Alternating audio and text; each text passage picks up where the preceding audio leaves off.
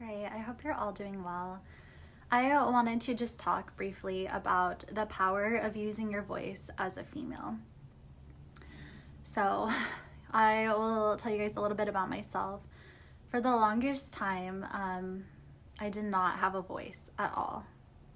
I was extremely passive and I played small so I could fit in, so I could be accepted by my family, so I could be accepted by my peers and in relationships.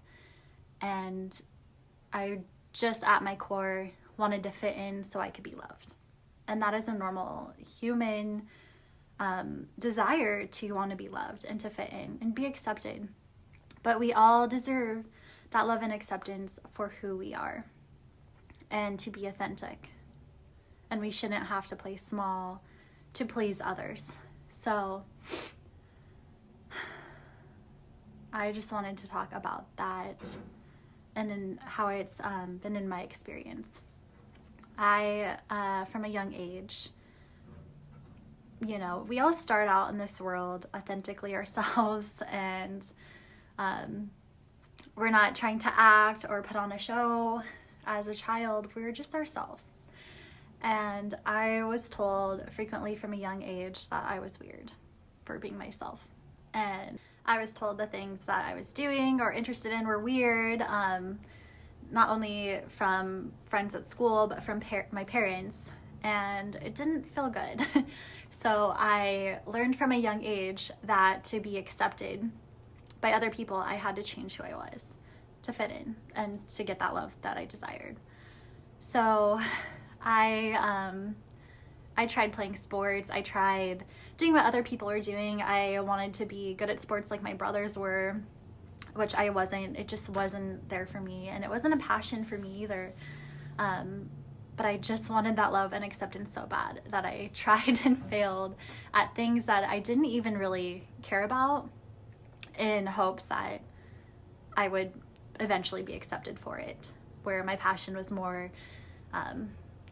my creativity, my writing. And because I didn't share readily all of those parts of myself, I was just seen as weird, or like, oh, there's Katie staring at the wall again, when really I'm like making these elaborate stories up in my head that probably, like, I'm not trying to brag at all, but probably on like JK Rowling level of just elaborateness. So yeah, I had these amazing stories and creative gifts that I just did not pursue because and in high school, I just wanted to be invisible. I did not want to be seen at all. Like, even walking through the hallways of my high school was enough to give me anxiety. Even having people look at me, I literally just wanted to disappear. And a lot of people go through life wanting to be noticed and would feel crushed if they felt invisible, but not me. I literally wanted to disappear all throughout high school. And it was funny because a lot of I've always had an eccentric fashion sense, and that's just who I am. So I've always worn a lot of color, and I wear things that other people don't wear, and I've done my hair in like elaborate ways, and I dress, and my appearance is in a way that makes people notice me, but I, at my core, did not want to be noticed. So I was kind of a walking contradiction all throughout high school. But yeah, I just did not want to be there. I didn't want to be seen. I felt uncomfortable in my own body. I felt weird. Like, I've just been told from a young age that I'm unworthy of love and that I'm a strange girl. So I just really didn't feel like I fit in. And I grew up in a very small town, and I didn't really conform to a lot of the things that the people around me conformed to. So I just really, really felt like I didn't fit in anywhere, and straight up just wanted to not be there and become invisible. And I think a lot of my friend group in high school felt the same way. And I remember distinctly this one girl, and her and I were never very close, but I remember we just had the same friend group, and hearing this, and it blows my mind to this day. So I will say I've never loved public speaking. Even right now, this is hard for me to do. but I would force myself to do it if there's a reward. Or in this instance, this was her senior project, and I remember she was so just shy and didn't have a voice that she refused to do her senior project, because for our senior project we had to present in front of our parents and a board of teachers, and I think even community members. Like, it was a lot of people, and we had to present and speak. And she did not have a voice so much that I think she flunked out of high school because she wouldn't present her senior project. And that is mind-blowing to me. I mean, I did force myself. I did my senior project, as uncomfortable as it was for me. I did pass. But for this girl to sacrifice her education because she felt so uncomfortable in her own, so it's mind-blowing. She literally flunked out because her voice was so lost that she couldn't present in front of these people. And that's heartbreaking to me too, because I think if it were my daughter, like, how for her to not believe in herself that much, to fail high school, that absolutely breaks my heart. And you know, I feel like I'm not alone in feeling this way. I'm not some weirdo. A lot of women go through this, and it's ingrained in our DNA. So anyways, after high school, I went to college, and I began to find my voice slowly. And, you know, going to college and kind of getting out of my small town and meeting other people who had different life experiences and different walks of life. And I really started to find my voice more through that. This community who have never really, like, no one has really left. So just meeting other people, like, gave me new perspectives and helped me find my voice in college. But I was still very much in my feminine energy at this time. I really didn't have responsibilities. Like, I won't say I had no responsibilities. I did have a part-time job, and I was in college. But I was still living with my parents, and I wasn't paying rent. I didn't have children. So I was very much just kind of just being Katie, like, floating around, and my life was all about having fun, and just doing what I wanted to do, and very much just in my feminine, just living life. I wasn't really, like, planning as much as I am now. Like, I'm a lot more in my masculine energy now that I'm older. But I was just enjoying the moment, you know. And that was around the time I met the man who would later on become my kid's dad. So I met him when I was 19. And he's 13 years older than me. So I was 19, he was 33. And so looking back now as someone who's almost 30, and I can't imagine what I'll be like at 33. I'll probably look back at myself now and think how foolish I was as I grow. But even right now, I can't imagine hanging out with a 19-year-old or even being in a relationship with a 19-year-old man. But I'm just not sure what kind of things we could teach each other. Well, I mean, that's not entirely true. I don't want to put off the younger generation, because I feel like I could teach them a lot of things, and I could also learn a lot from someone of that age. Like, I learn from my kids every day. But as far as being in a relationship, like, what I value in my relationships is someone who I can grow with, and we're kind of more at the same stage in life, or someone I can more so learn from.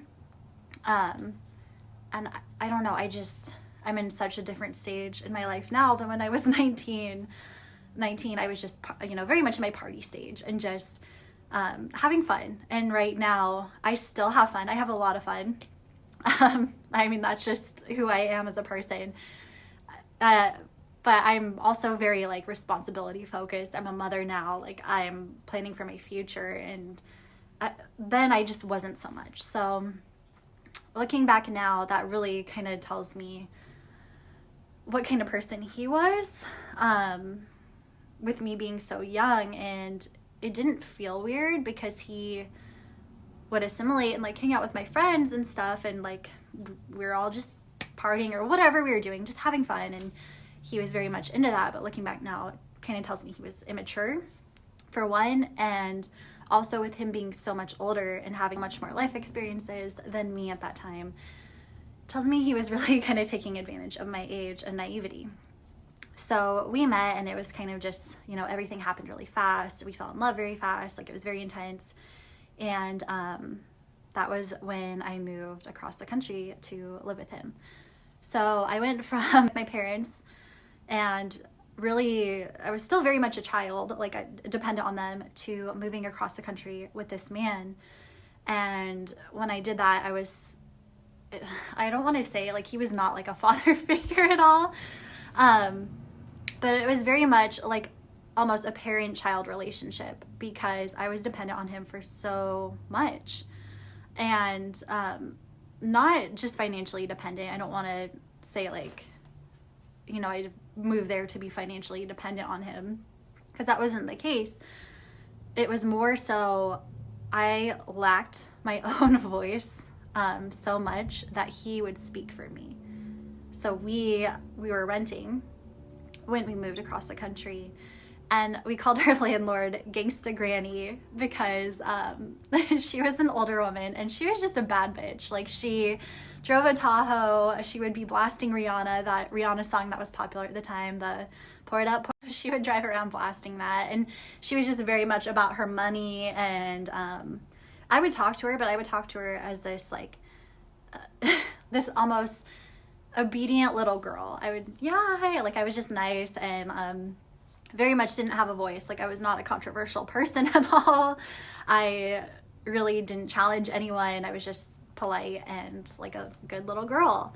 So he would do, like, he would handle everything when it came to rent, or he would basically, even my first job over there, there was no interview. He knew, so I had a bartending job. He had a friend who knew the guy that owned the bar that I got hired at, and he basically set up for me to meet them. And there was no interview, which was strange, but he basically talked for me, and they liked the way I looked and hired me. So pretty much everything in my life was controlled by him. He would even choose what I wore. And this is how much I did not have a voice, and I did not speak up for myself. Like, he would choose what I wore as a 20-year-old woman. And I was only allowed to wear certain things that he would pick out. So when we went to go meet his friends, who were all older than me, I was very much the youngest one there. So I was already very shy. And he would dress me up in certain clothes that would, these little tank tops that would emphasize my cleavage, and, you know, dress me up to show me off, almost like I was a car or something, or an accessory that he wanted to show off to his friends. So he really kind of treated me like a sports car, where he would dress me up and say, this is my hot young girlfriend, you know, look at her. And then I would just be this shy, like, quiet person who was just obedient. And, you know, to him, I was just this perfect girlfriend because I just looked good and I didn't speak up to him. Female friendships, like, didn't end well. And so even right now, I struggle to open up to other females, and I seek friendship from usually other men. But I realize, like, how important it is to have female friendships. So I'm really working through that even to this day at almost 30 years old. So at the time, I mean, I'm friendly and I make friends very easily. I did have female friends, like coworkers and stuff, but I didn't feel I could open up to them about what was going on. And I think part of that is I knew what they would say, is that I need to go home. I need to go back to my family. And keep in mind, like, everyone I ever knew is thousands of miles away. So I'm very, very alone living across the country with this man. So I remember one night I connected with a guy at the bar. Like, well, a few nights he's come in and we would talk, and there was nothing like romantic at all, like no romantic conversations. He was cute, but I wasn't looking at him in that way. I was really just wanting friendship. And I remember he was from Florida, and we bonded over surfing because just a couple years prior to this, I had gone to Hawaii for the first time and went surfing for the first time. And we were just talking about that. And I remember giving him my number. And we were texting, and it was really just because I needed that friendship so bad.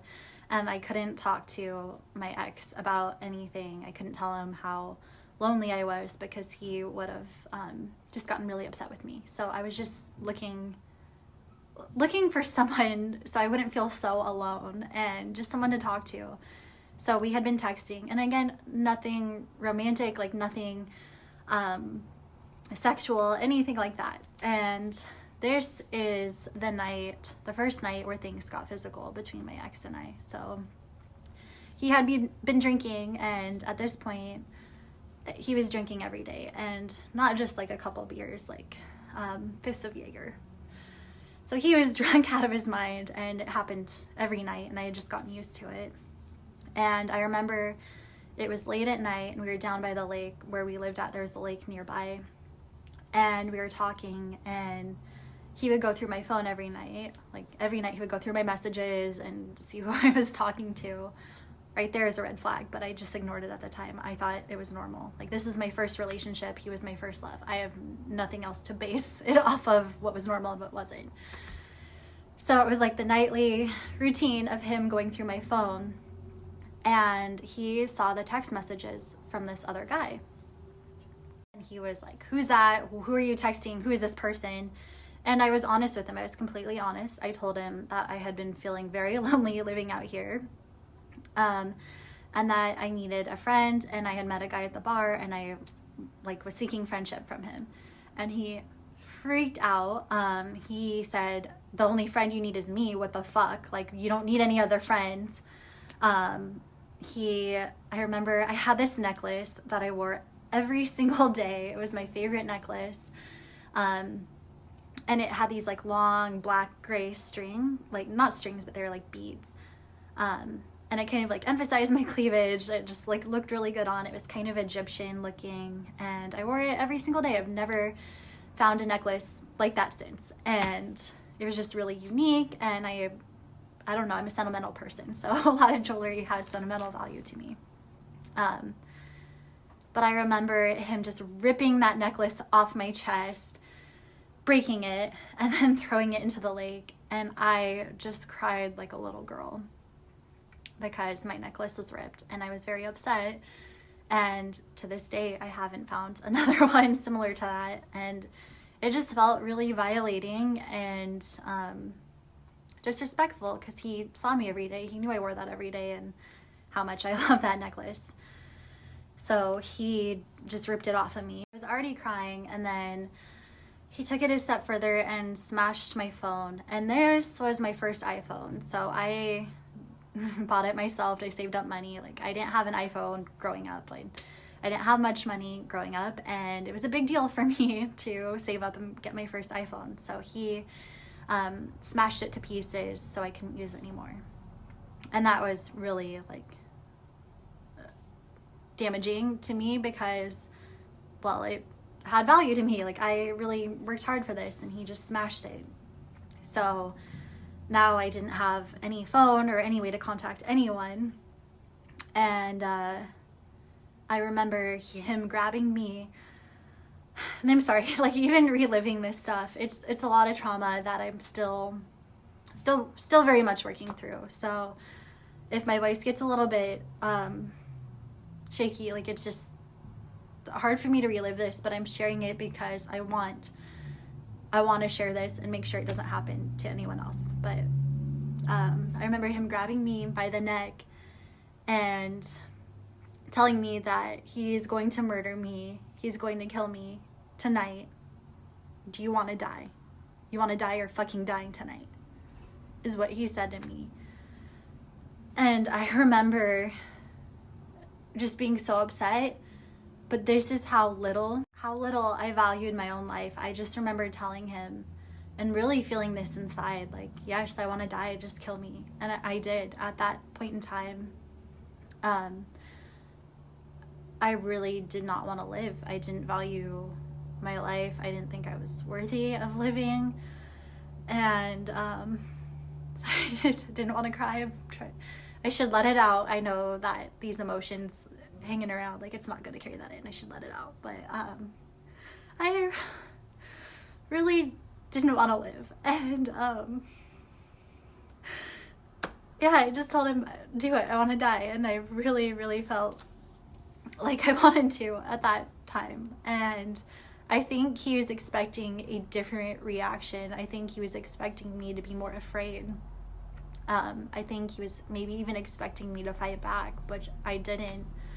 I just didn't have a voice to.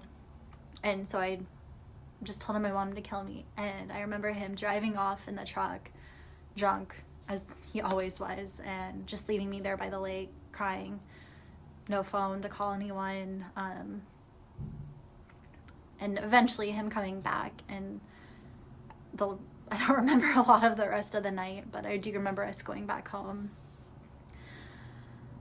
And eventually I had to have the conversation with my family about my not having a phone and having to get a new one. And I think that my ex realized me not having a phone, he had no way to track where I was when he was at work or just not around me. So he realized that he needed to know where I was at all times, so I had to have a phone. And my parents were still paying for my phone at the time, and I remember my stepmom having to give up her upgrade on her phone for me so I could get a new one, and having to explain that to him. And I think my dad had this like tracking app on my phone at the time, so they knew something was up. Like, they couldn't tell where I was anymore, and obviously I wasn't using data or whatever, so they're like, something's wrong, Katie doesn't have her phone anymore. And having to have that conversation with them, I remember it was a phone call distinctly, and my ex having me lie about it. And I think I told him I dropped my phone in the lake or something, and my stepmom being very like upset with me about having to get a new phone when it was her turn for the upgrade, which rightfully so. Being upset over that, I'd be upset too. And the truth eventually came out about my ex smashing my phone, and my parents found out about it, and they were very unhappy for obvious reasons. So that was the first night things got physical in my relationship. And it went on, it got worse, as they usually do. But if I was raised differently, and if my parents come across this, I'm not blaming you or anything like that for how I was raised, but if I was raised differently, to have a voice, to speak up for myself and know that it's okay and that I wouldn't get hurt for doing so, I don't think I would have ended up in that situation. Granted, I wouldn't have the beautiful children I have had with him, and everything happens for a reason, but I wouldn't have gone through that abuse. And like I said, I'm not glad I went through that necessarily, but I'm glad that I've had this trauma and I've grown through it, and I'm able to share my story with you guys so I can help anyone else who's going through it, or prevent others from going through it as we grow our own voices. And now I don't blame anyone. It's just ingrained in our DNA as women to not speak up, because in the past we have gotten punished for it. Look all the way back in history, from the witch trials and even further. Women were shamed for having voices. We were humiliated. We were beaten. We were raped. We were not safe to express who we were authentically. You know, look at the Salem witch trials. Women who were living authentically, who had voices, who were midwives, who were healers, who used medicine, who had any kind of talents, who were confident in their sexuality, who were strange. Society saw them as strange. I was seen as strange. They were burned for it. They were burned for being their authentic selves, for having a voice. Over history, women have been punished for having a voice.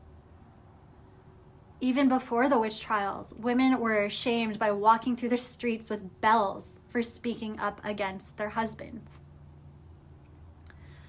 If I had a voice that night with my ex, if I spoke up, let's say if I tried to hit him or even fight him back for what he did, I would lose. It was not safe for me to have a voice in that time.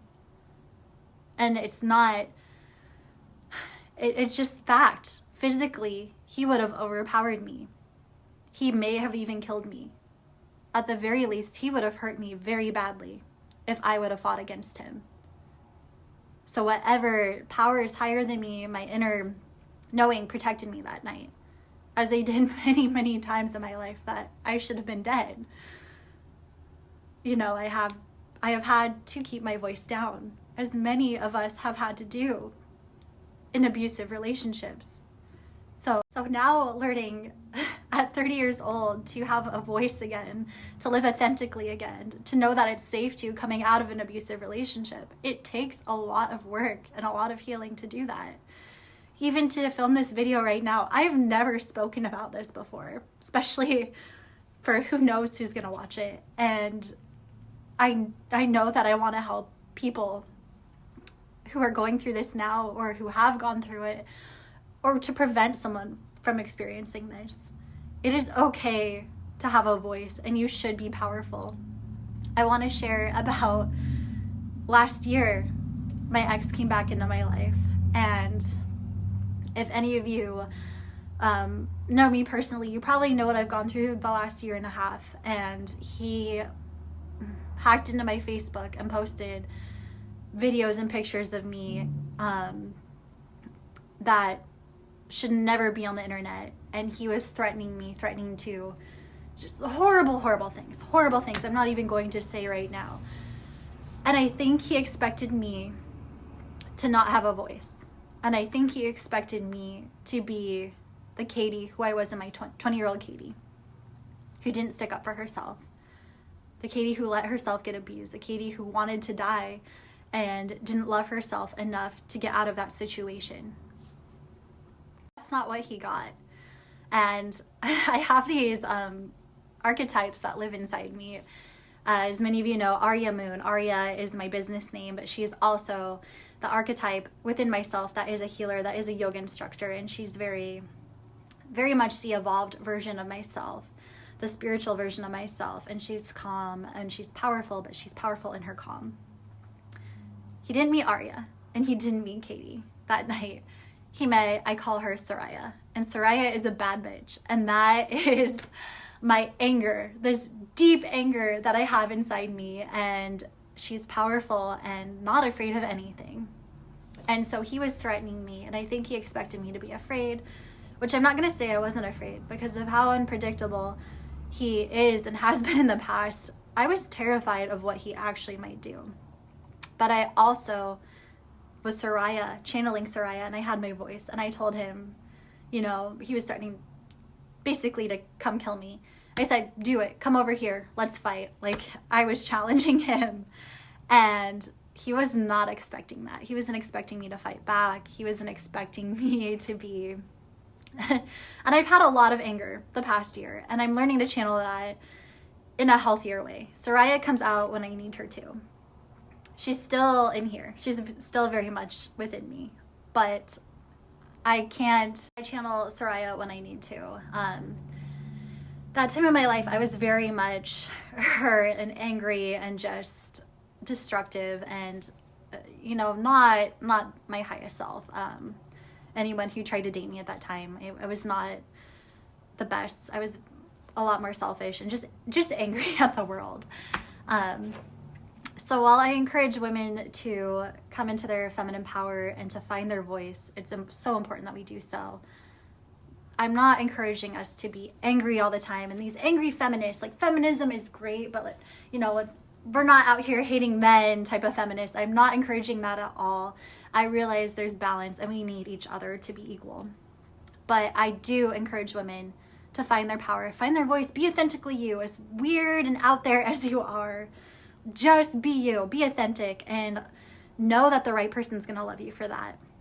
And if we don't find our voices and we don't stick up for ourselves, we're only setting up the next generation for further abuse and further situations I found myself in and other women find themselves in. And unfortunately, as a society, it's been ingrained in us over generations and generations. Our mothers, our grandmothers, our great-grandmothers, they were taught not to speak up, they were taught to hide their voices. They were taught not to challenge authority. Our grandmothers were taught to serve their husbands and not speak up for what we want. So it's years and years and generations that we are having to relearn to find our voices, and that it's safe to do so. And a lot of us have had these life experiences where it hasn't been safe for us to be our authentic selves or to share our voices. So it's a lot that we have to relearn. And it's so important we do so, because we need to heal the next generation. We want the next generation of women, our daughters, our granddaughters, to find their voices so they don't end up in situations like I have been, like others have been, you have been, we have been in, our ancestors have lived in. We need women to come into their power and not challenge men, not take over the masculine, but to be in balance with each other so we can all thrive. It's been masculine for too long. So it's so important that we as women come into our power. And I encourage you to do so. I'm still working on it. I'm still healing and finding my voice, but I really hope that this resonates with some of you. And I would love to put together some exercises and stuff we can do together to find our voices and come into our strength. Anyways, hope you have a great day. Thank you for being here with me. Bye.